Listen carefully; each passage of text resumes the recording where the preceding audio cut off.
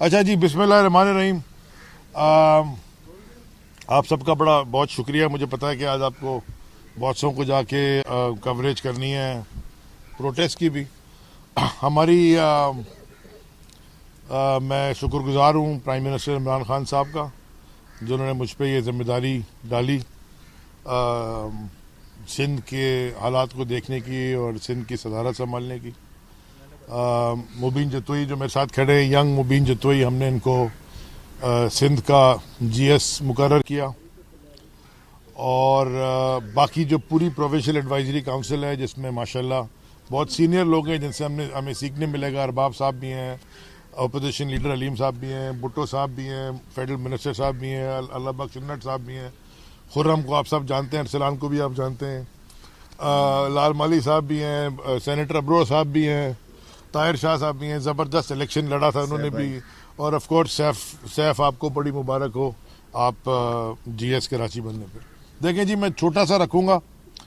एक तो मैं बात करूँगा कि जो बल्दियाती ये जो ब्लैक लॉ, काला कानून जो ये लेके आए हैं, जिसको ना कभी असेंबली में डिबेट हुआ, ना इसके ऊपर कभी कोई कमेटी में डिस्कशन हुई, बल्कि मुझे कमेटी में भी बात करने दें। देखें, ये हमें जमहूरियत का सबक 18वीं तरमीम के साथ सिखाते आए। बिलाल, एक मिनट चुप हो जाओ यार प्लीज। सिखाते आए जमहूरियत का सबक कि 18वीं तरमीम और ये और वो सारा कुछ। मैं जरा ये इनसे पूछना चाहता हूं कि 3.5 साल हो गए, 3.5 साल में हमने नेशनल असेंबली की कितनी और सेनेट में कितनी कमिटीज उनको दी, कितनी कमेटियों के ये चेयर हैं, कितनी कमेटी के ये मेंबर हैं। वो खुद Bilawal Zardari human rights committee को चेयर करता है। और 3.5 साल, इन्हीं 3.5 साल में सिंध असेंबली में किसी भी ऑपोजिशन के मेंबर को, चाहे वो तहरीक इंसाफ का हो, चाहे एमक्यूएम का हो, चाहे जीडीए का हो, ऑपोजिशन के किसी मेंबर को किसी एक कमेटी में भी इन्होंने नहीं रखा। चेयरमैनशिप को छोड़ें। ये बात करते हैं वो क्या था, वो जो साइन किया था उन्होंने, चार्टर ऑफ डेमोक्रेसी। हाँ, मुझे जरा बताएं, उसमें तो उन्होंने ये कहा है कि ऑपोजिशन लीडर जो भी होगा उसके वो पीएससी का हेड होगा, पब्लिक अकाउंट्स कमेटी का। तो क्या सिंध में उन्होंने ये काम कर दिया? पहले फिरदौस शमीम नकवी साहब या ऑपोजिशन लीडर थे और आप हलीम शेख साहब हैं, क्या ये पीएससी को हेड कर रहे हैं? सो ये कभी भी इनसे बड़ा जमहूरियत का डाकू है ही नहीं पाकिस्तान में। इससे बड़े मुनाफिक ही कोई नहीं है। पीएससी में मेंबर भी नहीं है कोई, मेंबर किसी भी कमेटी में नहीं है। और वहां पे आके हमें खड़े होके, जिनकी जीआईटीओ में नाम है उजैर बलोच के साथ कि उन्होंने कत्ल करवाए, लो जनाब, वो हमें बजट के ऊपर तकरीर करके तो हमें आईएमएफ की समझा रहे हैं और हमें इकोनॉमी चलाना सिखा रहे हैं।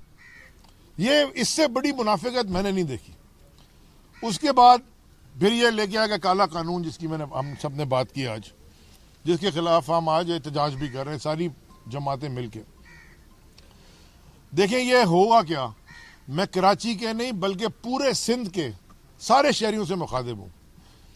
ये आपके बेसिक हकूक भी चोरी कर जाएंगे इसमें। जो ये बनी थी कराची ट्रांसफॉर्मेशन कमेटी, जिसमें असद उमर साहब हैं और अमीनुल हक साहब हैं और मैं हूं, और इनके भी सीएम साहब भी हैं और इनके 2 वज़रा भी हैं और भी लोग बैठते हैं।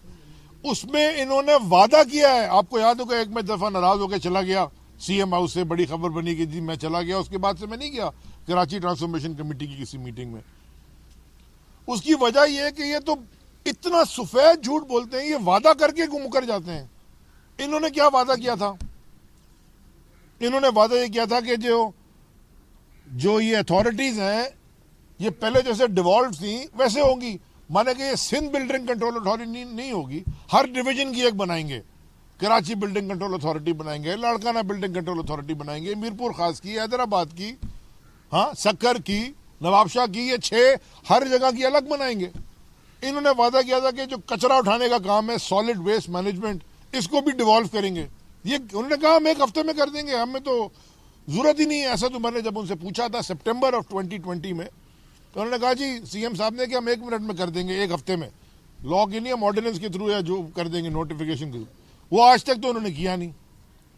ऊपर से ये लेके आ गए ब्लैक लॉ, काला कानून लोकल बॉडीज का, जिसमें सारे के सारे इख्तियार इन्होंने, बात करते हैं devolution of power 18th amendment के बाद, 18वीं तरमीम के बाद, इख्तियार सारे सीएम साहब ने अपने हाथ में रख लिए।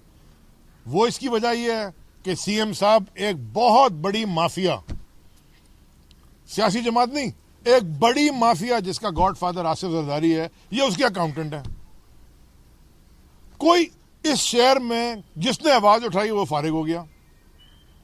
माने कि जो शख्स 5 साल इक्तदार में फेडरल हुकूमत में रह के और 14 साल सूबे में इक्तदार में रह के, अब जब फेडरल हुकूमत सारे इदारे आपके मातहत, तो आप उस वक्त इस कौम की बेटी शहीद बेनजीर भुट्टो के कातिलों का आप नाम नहीं ले सके। आप अपने उसके भाई को जब आपकी हुकूमत ने मर्डर बता, उसका नहीं आप बता सके। उनका जो वो क्या नाम था, खालिद शहनशाह जो भी नाम था, उसका मर्डर उसका वाले नहीं पकड़ सके। और सोने पे सुहागा ये है कि जिस दिन बेनजीर भुट्टो को शहीद किया गया, उस दिन मैं तो कई साल से देख रहा हूं, पूछता भी हूं कि जी उस दिन कोई कुरान खानी हो, फातिहा हो, कोई मजलिस हो, कोई सोग हो, वहां नाच गाना हो रहा है। वहां पता नहीं कोई वो गाने लगा लगा के सारे सिंध से लोगों को इकट्ठा करके बेचारे वो जबरदस्ती उनको बोलते हैं वहां आ जाओ, फिर ऊपर नाच गाना होता है। ये किसकी बरसी पे हुआ है? किसने अपनी माँ की बरसी पे नाच गाना किया, या किसने अपनी बीवी की बरसी पे नाच गाना किया? मुझे तारीख में तो बताओ, कभी किसी को देखा है? लेक्चर दे रहा है खड़ा होके वहां पे हमें जमहूरियत के। तुम पहले इंसानियत तो सीख लो, बाद में जमहूरियत सीखोगे। दूसरा जो मैं ऐलान करने जा रहा हूं, जो मैं कल से आपको कह रहा था, जिसके लिए हमने पूरी मुशावरती काउंसिल बुलाई है, पहली मुशावरती काउंसिल थी, और जैसे मैंने कहा मैं सबका शुक्रगुजार हूं कि सब जगह से लोग आए, और जो नहीं आए इंशाल्लाह वो भी अगली दफ़ा में आपको यहाँ नजर आएंगे, और क्योंकि इसकी ये भी तादाद भी बढ़ेगी। वो फरमाते हैं, वो एक मुहावरा बचपने में सुनते थे ना, उल्टा चोर कोतवाल को डांटे। हाँ, वो फरमाते हैं बेबी जरदारी साहब कि मैं 27 तारीख को कराची से मार्च करूंगा लाड़काना, कहां? इस्लामाबाद तक। कराची तकरीर फरमा रहे हैं नेशनल।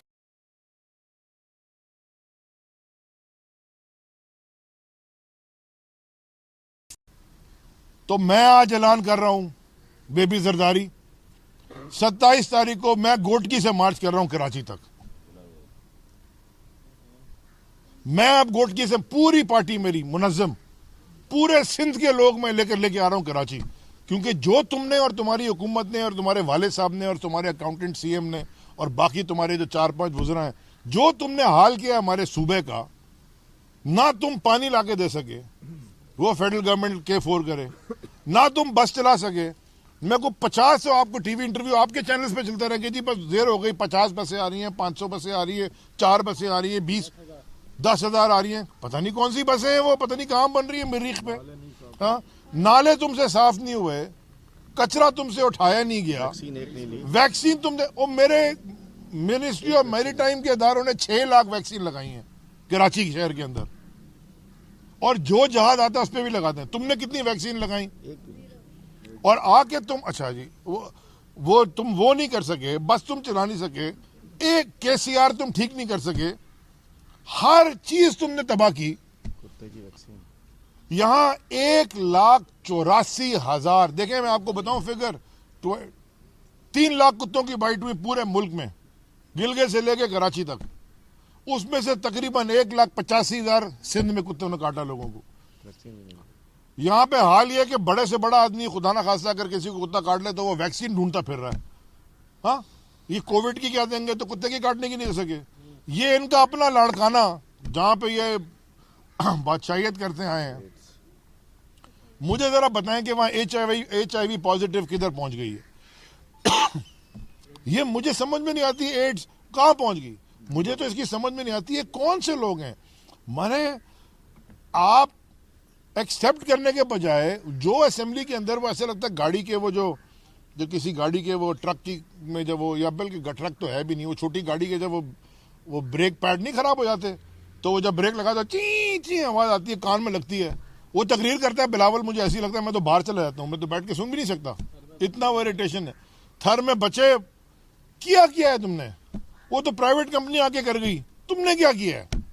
माने गवर्नेंस मॉडल तुम एक चीज नहीं ठीक कर सके, you have nothing. School furniture खरीद रहे हैं 302% महंगा, और एक दूसरे पे इल्जाम लगा रहे हैं कि मैं तो उस वक्त मिनिस्टर ही नहीं था, वो ये मिनिस्टर थे, वो कह रहे जी मैं तो था ही नहीं, ये थे, वो कह रहे जी मैंने तो किया नहीं, ये इन्होंने किया। वो जो शर्जील मेमन की, जिसने शहद की बोतलें, चीफ जस्टिस साहब ने पकड़ा था जो बोतल, जिसने शहद की बोतल निकाल बना दिया, उसको भी प्रमोशन दे दी। माने इस सूबे का हाल ये है कि आप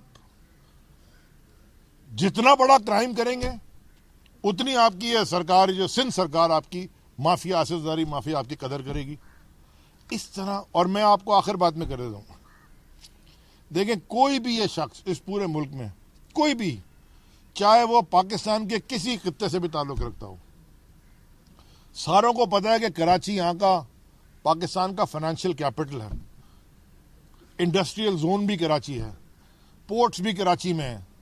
मैं आपको बिल्कुल क्लियर बता रहा हूं, और किसी से भी आप, कराची को अगर आपने वर्ल्ड क्लास सिटी नहीं बनाया, ठीक नहीं किया, ये पाकिस्तान की, चाहे कोई भी इधर आ जाए, ये पाकिस्तान का इकोनॉमिक रिवाइवल नहीं, पाइप ड्रीम के रह जाएगा, ये नहीं हो सकता। और कराची को ठीक करने के लिए आपको पूरे सिंध की इंतजामिया ठीक करनी होगी, क्योंकि कराची सिंध का हिस्सा है और रहेगा। तो जब आप सिंध की इंतजामिया को देखते हैं ऊपर, तो आपको वहां बेबी जरदारी और अकाउंटेंट्स और नजर आते हैं, और एक गॉडफादर नजर आते हैं जो बिल्कुल गॉडफादर की तरह हो गए। तो अहम ऐलान यह 27 फरवरी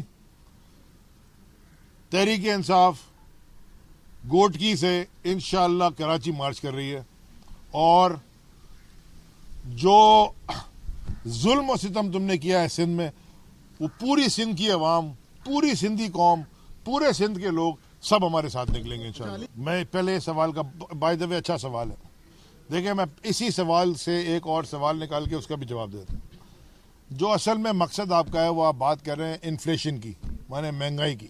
सबसे ज़्यादा प्रॉब्लम अगर है ना, तो वो महंगाई है। लोग कहते हैं महंगाई बढ़ गई है, और उसमें ख़ास तौर पे किसकी महंगाई? फूड इन्फ्लेशन, माने खाने पीने की अशियाओं में महंगाई।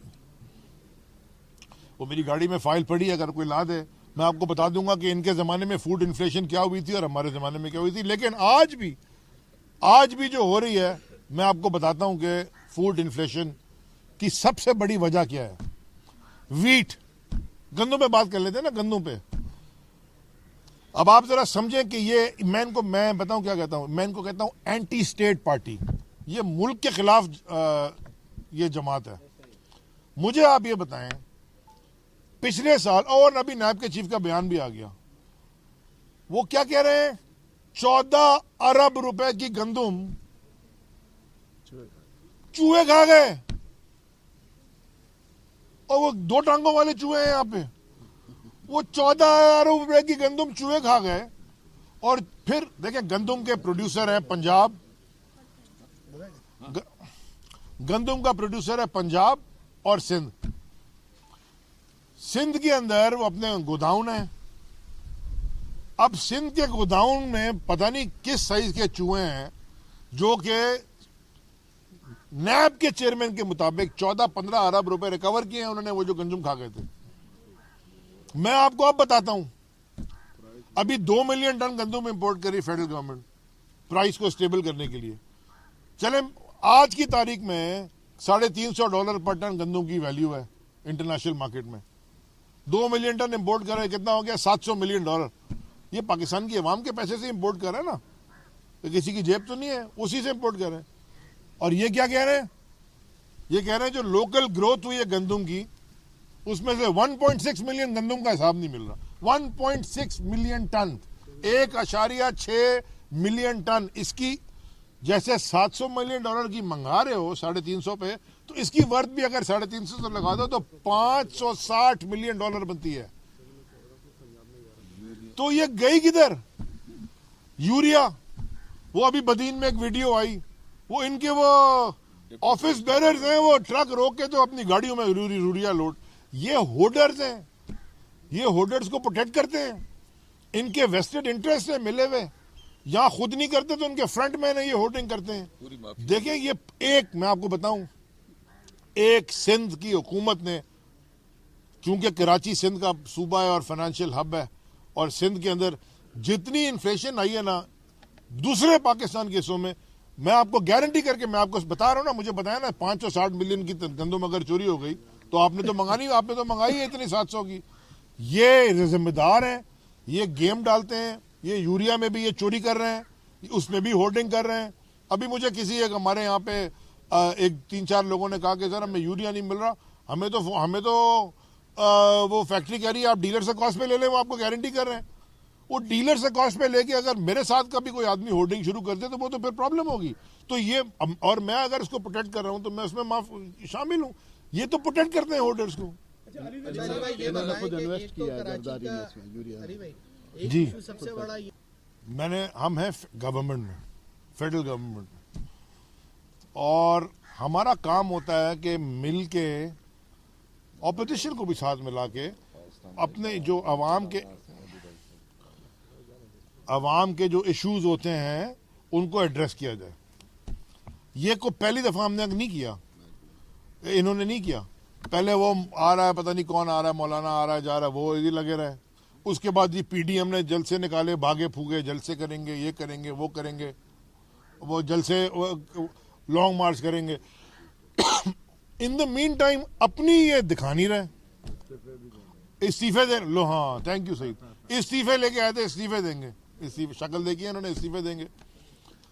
तो अब हमने क्या फैसला किया, क्योंकि ये जो हमारे साथ कर पूरे मुल्क का नुकसान कर रहे हैं, अगर ये इन्होंने ऑपोजिशन, तो हम यहाँ ऑपोजिशन पार्टी है ना फिर सिंध में। अब हमें बताएंगे कि ऑपोजिशन हमने तो फेडरल गवर्नमेंट की जमात और जो पंजाब हुकूमत में बैठी हुई थी उसके खिलाफ ऑपोजिशन की थी, जब हम एमएनए भी नहीं थे, अनइलेक्टेड थे। तो ये अभी हमारे साथ करेंगे ऑपोजिशन। अब हम इनको बताएंगे, ये धमकियां देते हैं, इनको हम करके दिखाएंगे कि ऑपोजिशन है क्या और कहां जाएंगे। फैज ये मैं आज नहीं बताऊंगा, मैं आपको बाद में बताऊंगा। नूर आलम खान ने, वो हमारे पार्टी के नेशनल असेंबली के मेंबर हैं, और ये भी मैं आपको बता दूं कि ये भी मैं इसको, हमारी पार्टी की खूबसूरती भी है। देखें, वो किसी ने मेरे ऊपर अगर क्रिटिसाइज करना है, मैं अपनी ज़ात की बात कर लेता हूँ, किसी ने किया करें, मैं कभी भी जाके, आज तक कभी भी जाके नहीं देखता कि मैं उनके खिलाफ टीवी पे बयान दूं, या मेरी कोई ट्वीट भी उनके खिलाफ नहीं है जब तक वो जमात में है। अभी भी कुछ था, हमारे दोस्त हैं वो बड़े गुस्से में थे किसी बात पे, अभी उन्होंने खुद ही तस्वीरें ट्वीट की हैं, मैं उनसे गले मिल रहा हूँ। देखिए सियासी आदमी का काम क्या होता है, पहले सियासी आदमी का काम होता है एडिशन, इकट्ठा करना, लोगों को जोड़ना। हमारी जमात में लोग हैं, अगर किसी के इख्तिलाफात हैं हम उनको जोड़ेंगे, आपस में मिलाएंगे, उनके इख्तिलाफात दूर करेंगे, बशर्त है कि उन्होंने कोई कौम के साथ खजाने में चोरी ना की। अगर नूर आलम खान साहब ने ये कहा है असेंबली के फ्लोर पे, मैंने नहीं सुना, मैंने सुना है कि उन्होंने कहा, मतलब मैंने अपनी कानों से नहीं सुना, तो वो प्राइम मिनिस्टर साहब हैं, प्राइम मिनिस्टर है, प्राइम मिनिस्टर को जाके कहते हैं, बाकी इदारे हैं वहाँ जाके कहते हैं, हमें इससे कोई फर्क नहीं पड़ता।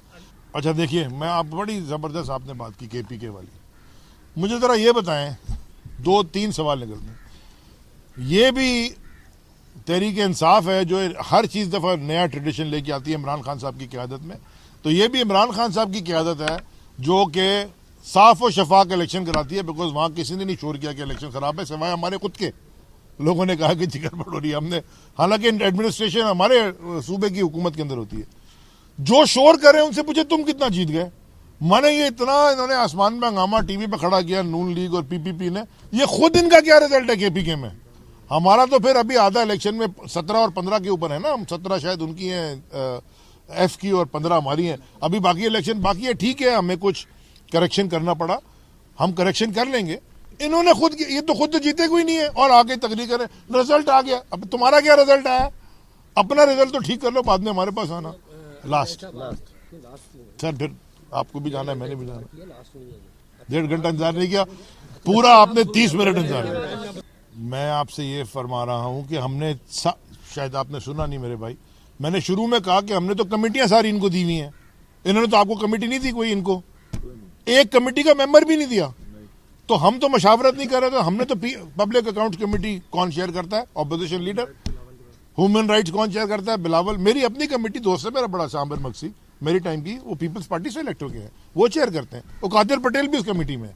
मैंने कहा ठीक है करो ऑपोजिशन, हम कमेटियों में जवाब देंगे, ये जमहूरियत है, आई एम आंसरेबल।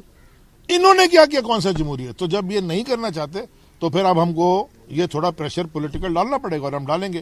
कहाँ जाएंगे उसका ऐलान मैं अभी नहीं कर रहा। सर देखें, ये मेरी मिनिस्ट्री से मुतालिक सवाल ही नहीं है। मेरी मिनिस्ट्री सिर्फ लॉजिस्टिक्स प्रोवाइड करती है। वेसल LNG खरीदना या पेट्रोलियम खरीदना या कोयला खरीदना या फर्नेस ऑयल खरीदना, ये मिनिस्ट्री ऑफ पेट्रोलियम का काम है।